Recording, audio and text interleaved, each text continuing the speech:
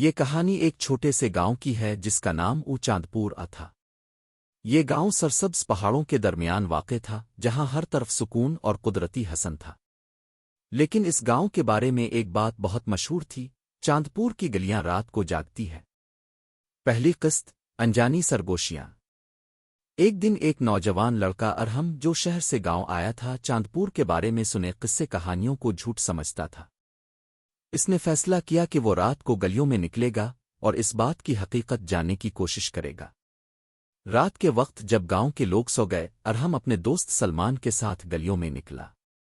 چاند کی ہلکی روشنی میں گاؤں کی گلیاں سنسان لگ رہی تھیں، لیکن اچانک انہیں سرگوشیوں کی آوازیں سنائی دینے لگیں۔ دونوں لڑکے حیرت اور خوف کے مارے رک گئے۔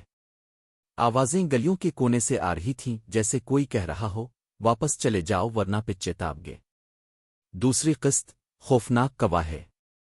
اگلے دن ارہم نے گاؤں کے بزرگوں سے اس بارے میں پوچھا، لیکن سب نے اسے ٹال دیا اور کہا کہ زیادہ نہ سوچے۔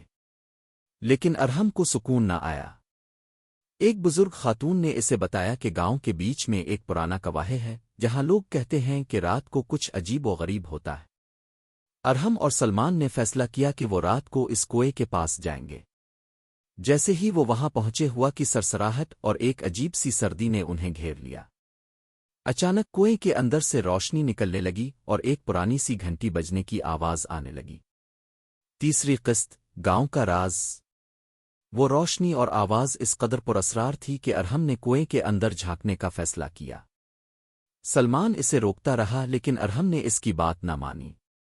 جیسے ہی ارہم نے کنویں کے اندر جھانکا، ایک زوردار جھٹکا لگا اور دونوں دوست زمین پر گر گئے۔ جب وہ اٹھے تو گاؤں بالکل بدل چکا تھا۔ یہ وہی گاؤں تھا لیکن لوگ عجیب رویہ اختیار کیے ہوئے تھے۔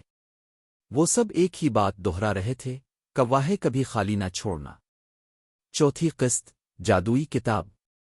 ارہم اور سلمان کو گاؤں کے ایک خالی گھر میں ایک قدیم کتاب ملی جس میں گاؤں کی تاریخ لکھی تھی۔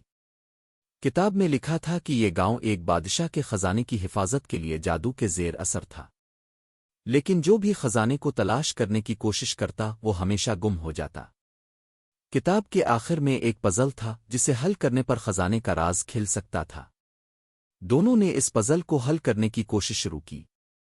پانچویں قسط، خزانہ موت۔ جب پزل حل ہوا تو انہیں کنویں کے اندر جانے کا راستہ ملا۔ کنویں کے اندر ایک خفیہ سرنگ تھی جو خزانے کی طرف جاتی تھی، لیکن ہر قدم کے ساتھ ان کا سامنا عجیب و غریب چیلنجز سے ہوتا رہا۔ آخرکار جب وہ خزانے تک پہنچے تو ایک آواز گونجی، خزانہ تمہارا ہو سکتا ہے لیکن اس کی قیمت تمہاری یادیں ہوں گی۔ آخری قسط، یادیں اور گاؤں۔ ارہم نے فیصلہ کیا کہ وہ خزانہ نہیں لے گا۔